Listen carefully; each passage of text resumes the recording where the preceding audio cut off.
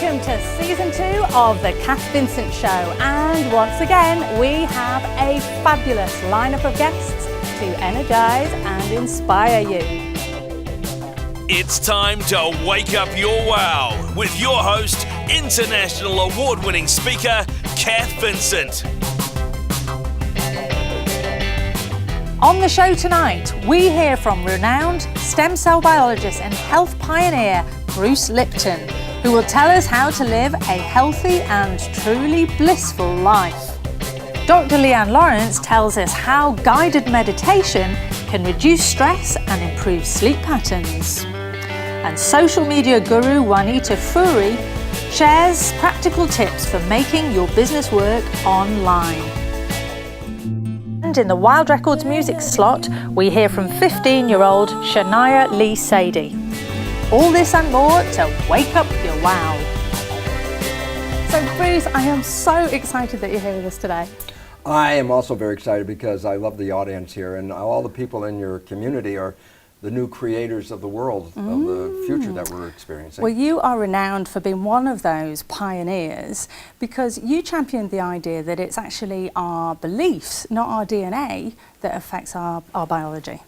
Absolutely. It staggers my mind that it actually turned out that way, because I was teaching in medical school, teaching about genetic control, all the things that people have learned that they're victims of their heredity. And what my research on stem cells revealed is that genes don't control anything. Rather than being victims of our heredity, we now recognize we're masters of our genetic fate, because we can change our beliefs, our environment, our mind, and those are the things that control our biology. So we're masters of our genetic fate. Absolutely, and this is really such a turnaround because it's a revolution, because everyone says, my family has a cancer gene, and I can get that cancer, and now I'm very scared the rest of my life about the cancer. And the fact is, no, that's not really true at all. Genes don't cause cancer. Matter of fact, genes are only responsible for less than 1% of disease on this planet. So 99% of the illness on this planet is not because of a physical breakdown of the machine. It's really due to what I call driver error. And the relevance about it is, when we believe the genes were controlling, then the genes were the driver of our lives. Yeah. But now we recognize the mind is controlling it. And if we had good programming, like good driver education, how to take care of our health and how to take care of our biology and the environment in which we live, then we recognize we are the ones that are controlling the outcome. So if you have bad driver education, bad care about your health, you will then break down the machine. And then we blame the machine because we've always said, the genes did that, but now we know it's our beliefs in our mind that are controlling the genes. So when you say less than 1% is caused by your genes, less than 1% of disease, what's causing disease? Actually, lifestyle, what it is, it's sort of like, let's say you get two cars off an assembly line, they're built exactly the same, and you give one to a hothead kid, teenager, and you give one to an adult, more mature, and then you let them go and you say, well, come down the road later, which vehicle is healthier, which one's still on the road?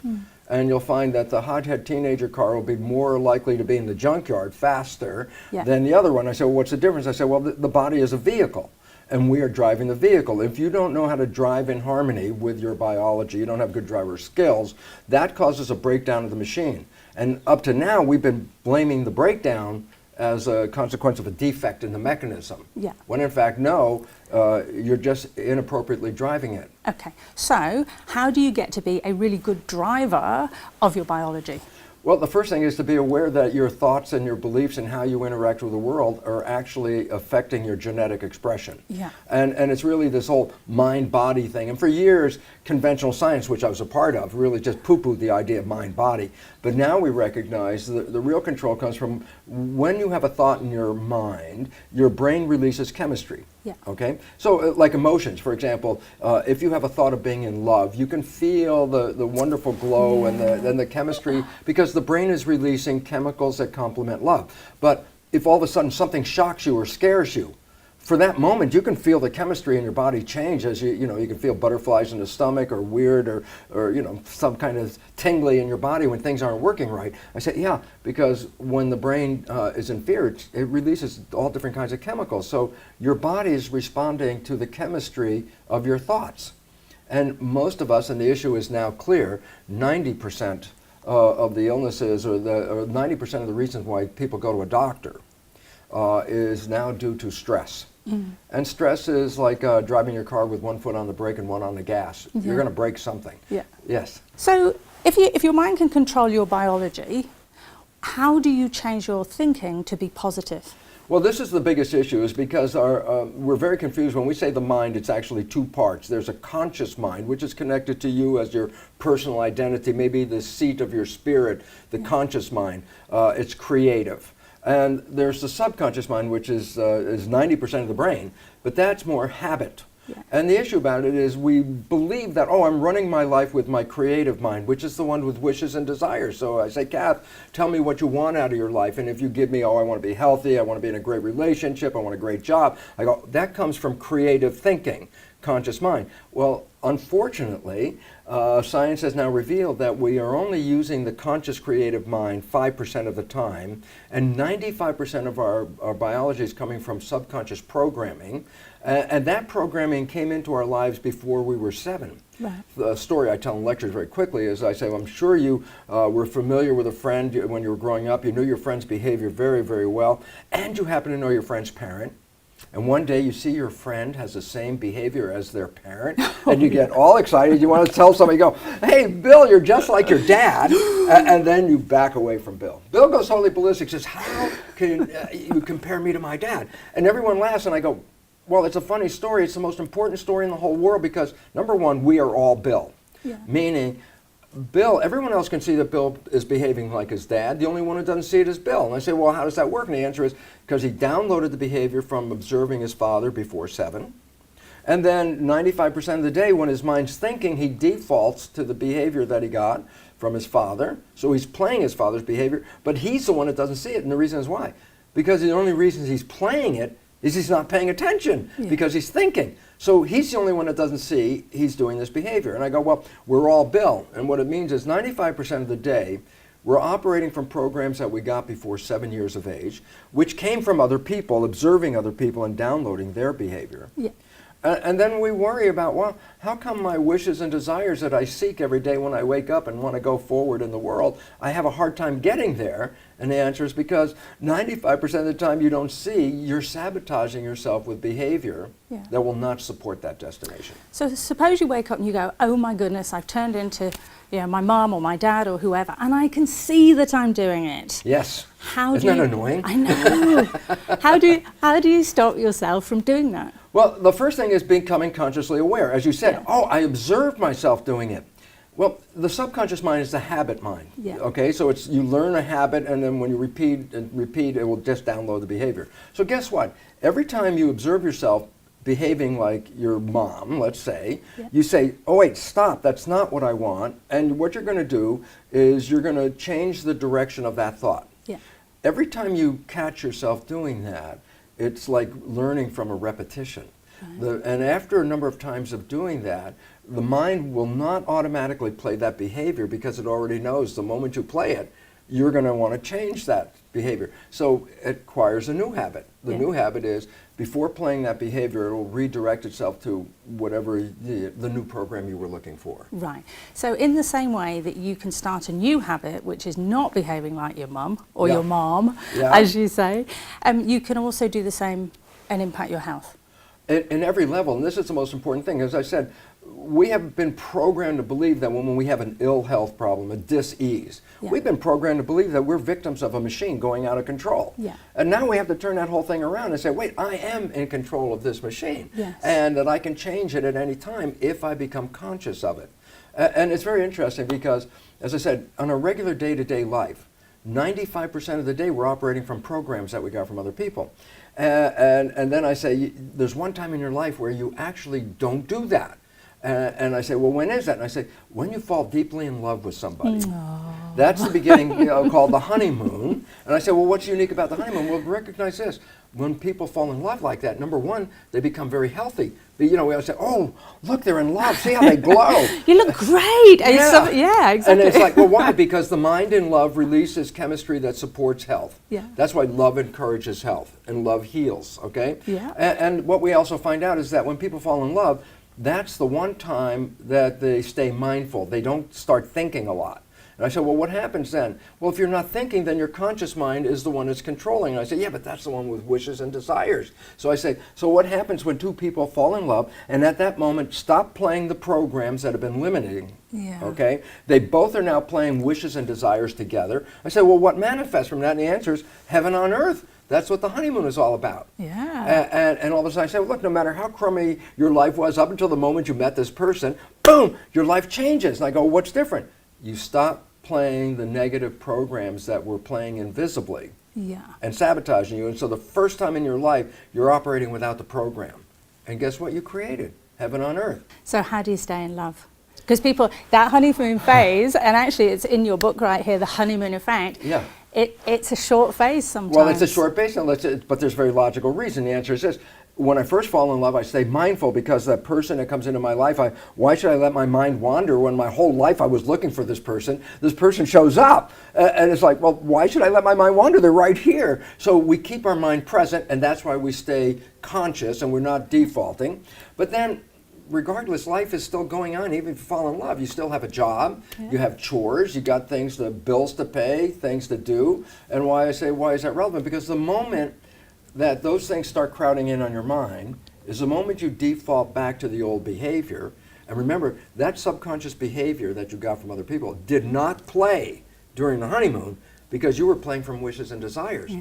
But now you're starting to think of something, and your partner you've had this great love with comes up and asks you a loving question, and you're in thought, and all of a sudden you go, blah, blah, blah. and then your partner looks at you and goes, who are you? What kind of behavior is that? And then you have to recognize, just like Bill, I played my father's behavior because my mind was thinking about the chores, right? But I didn't see what I just said because it was default behavior. So now my partner is saying, what kind of behavior is that? And I'm trying to think, what's she talking about? Why? I didn't see what I just said. So all of a sudden, guess what? That's the beginning of the breakdown of the honeymoon, because now all these behaviors that never played in the honeymoon, that are negative kinds of behaviors that we got from family and programming, they start showing up in a relationship, and guess what? That honeymoon, which was built on you being conscious, is being lost as the subconscious starts to provide more of the program. So in summary, one final tip for living a blissful honeymoon-based life that is full of health and vitality. What's your one tip? Things I have trouble obtaining in my life, I have to recognize that I must have belief programs that sabotage getting to that end. And therefore I said, oh, well then I know what beliefs I want to change. I just look at my life and say, wherever the hardship is, that's a reflection of a belief. Brilliant, thank you. Thank you so much for joining us, Bruce. I so appreciate it, and I really want to thank you, and I want to thank the audience for their attention. Thank you. Leanne, welcome. Thank you. Thank you for having me. Now tell me, how did you get into this whole arena of really what's seen as quite alternative remedies? Well, I'm a medical practitioner, and I've worked with people for many years, and I've become aware that as people visit the doctor, a lot of the problems that are brought are not solved by the usual tools that the medical school give us. So you can't take a tablet for everything, basically? No. So the solution to a lot of problems is not in that toolbox that came with my degree. So you found that your toolbox didn't have everything you needed? No, that was a problem. What did you add?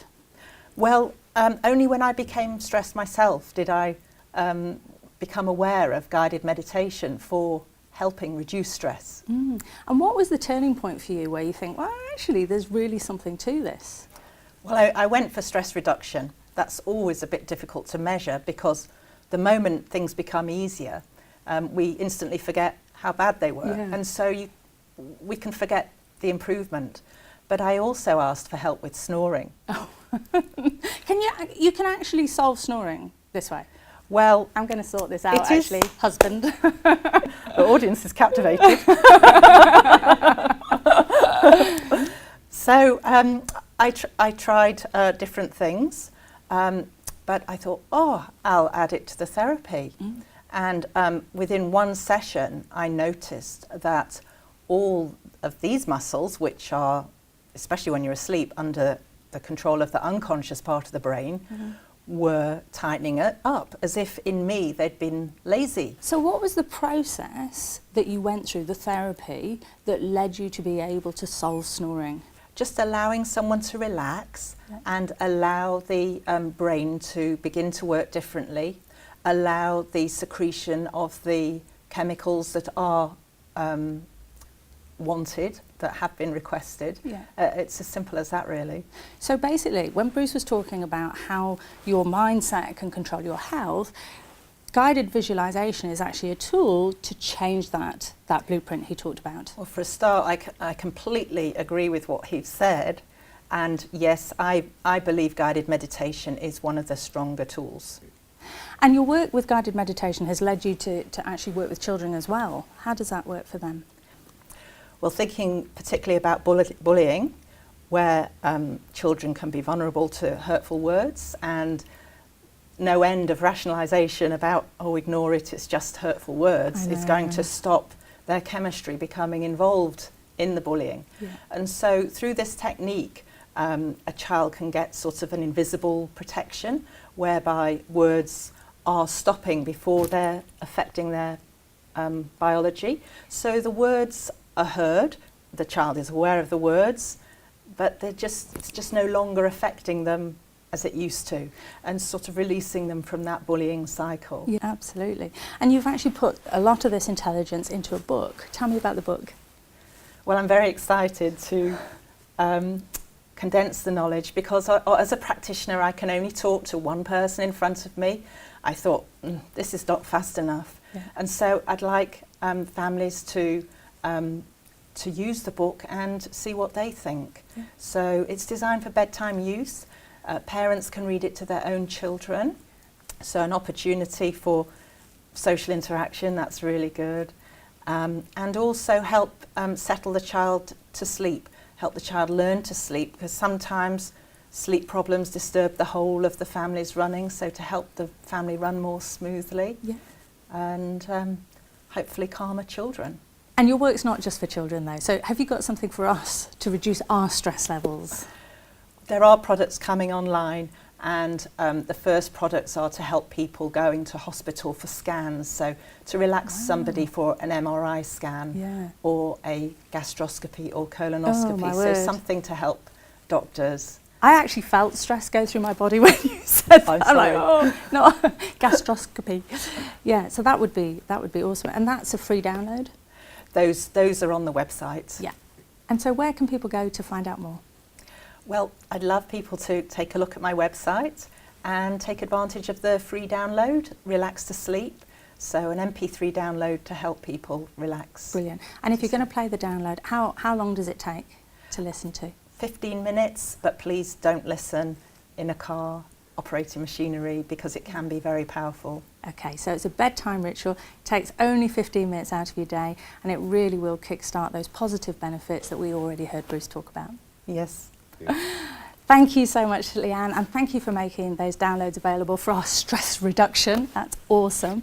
And as well as that, we have 20 of these fabulous books to give away. Just go to the website and enter the code Cath. Thanks again, Leanne. It was great for you to be here. Thank you.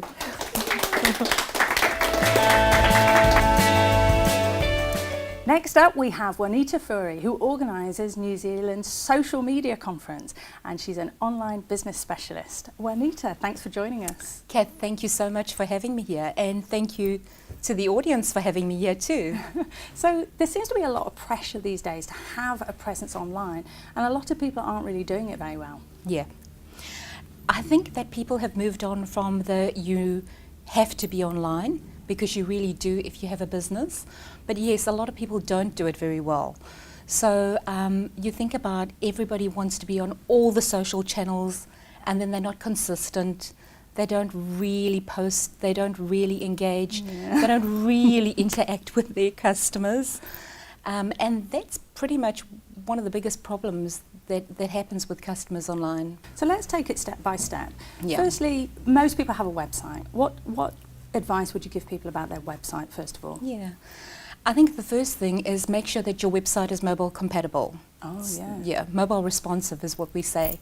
Mobile responsive simply means that the website can downsize onto any mobile device or any gadget. So an iPad, an iPhone, a Samsung, whatever. It sizes down properly, and then you can read the text properly and you can see the photos properly. Yeah. So that's the first thing. The second thing is to make sure that you're contactable. So when you think about people trying to get hold of you, there's so many websites that don't have the telephone number on it. Yeah, or it as takes simple a as lot that. to Yeah. find it. That's annoying. Oh yeah. Yeah. They'll have a contact page, but most times people don't even go to the contact page. So really have the telephone number straight up front on your website. And then of course your content is really important, and it needs to flow.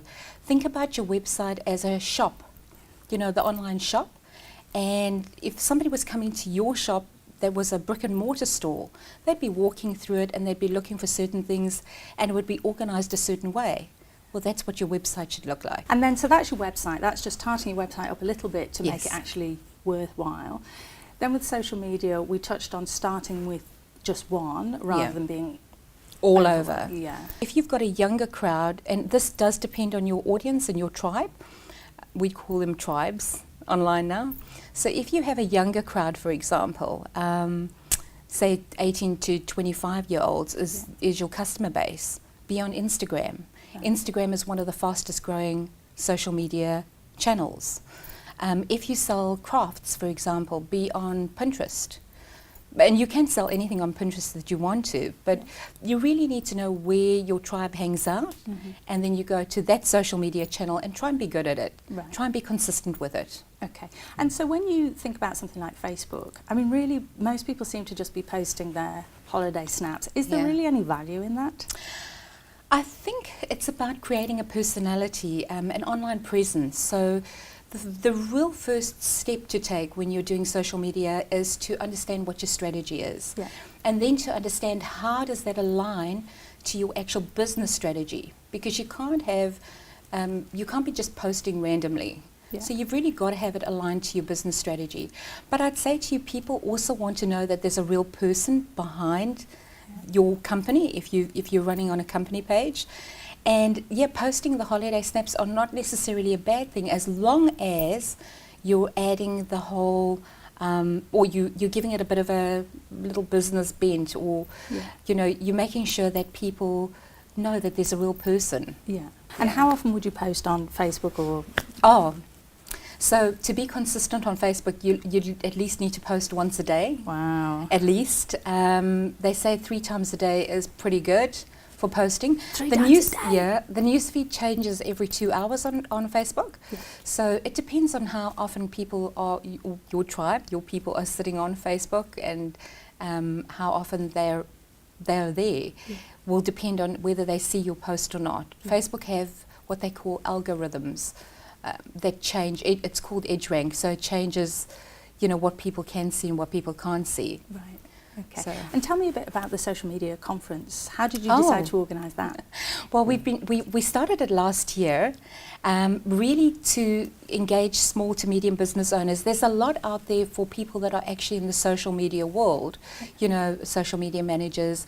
There's so many meetups and things like that, but we found that there was a gap for small to medium business owners, and to really keep them up to date with what is happening, and also to take the fear out of social media completely. And so we started last year, and this year we'll be running on the 18th of September.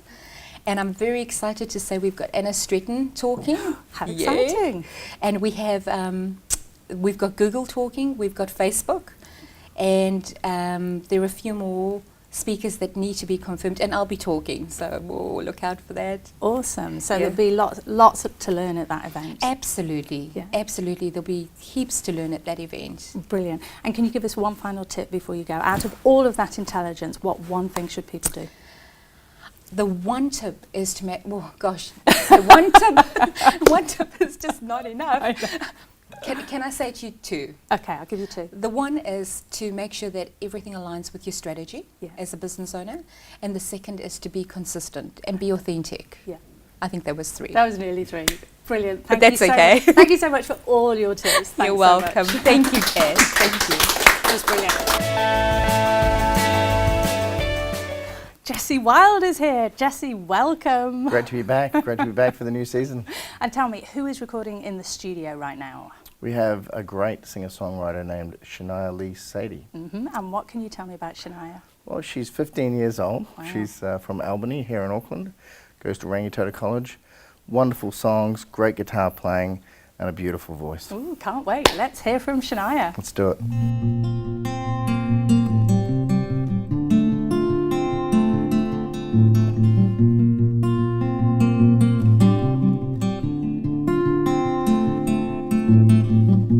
Whenever you feel alone, just know that you can reach me on the phone. When you feel like life's not fair, just know that I will always be there. When you feel like giving up, when you feel like you've had enough, when you feel like it's all over, turn around, I can be your shoulder that you lie upon, that you cry upon. When you feel like the world's against you, it's okay, I've had those days too. But you always need to keep on looking up. But you always need to keep on looking up.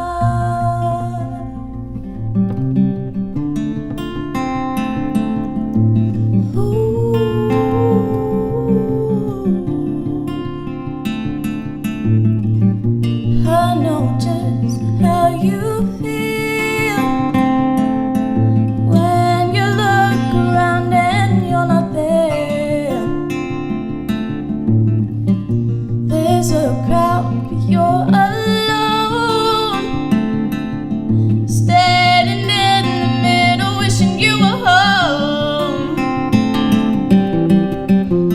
When you feel like giving up, when you feel like you've had enough,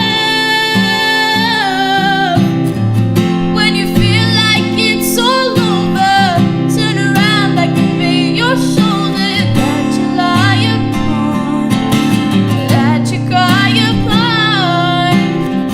When you feel like the world's against you, it's okay, I've had those days too. But you always need to keep on looking up. But you always need to keep on looking up.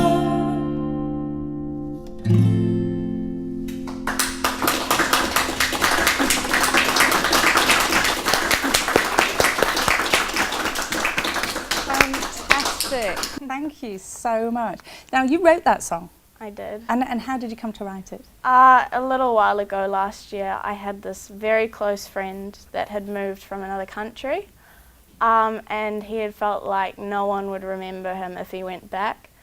And he was texting me about how he felt like no one really cared if he was there or not. And I was like, I care, because he was really close to me. So I felt for him. My heart went out to him. It was a terrible feeling to have, feeling like no one would remember you. And it just came to me. And it was quite amusing, because that was the only song I can ever describe what it's about. So. Because quite often you ask people, well, why did you write that song? They go, oh, not sure. So, Yeah. But you've got a band as well. I do. That's right. The band's called Limitless, and they competed last year on the Rock Quest. Is that right? We did. We got to the regional finals, which was really amazing. It was an amazing experience, and exciting. we're going to be competing again this year. Good for you. That's awesome. And we've already done an album in the studio, which had, I think, 1 or 2 originals on it and a few covers. And this year we're going to focus on getting some more of your covers, so your originals recorded. Mhm. So I'm really looking forward to that. So where can we hear your music?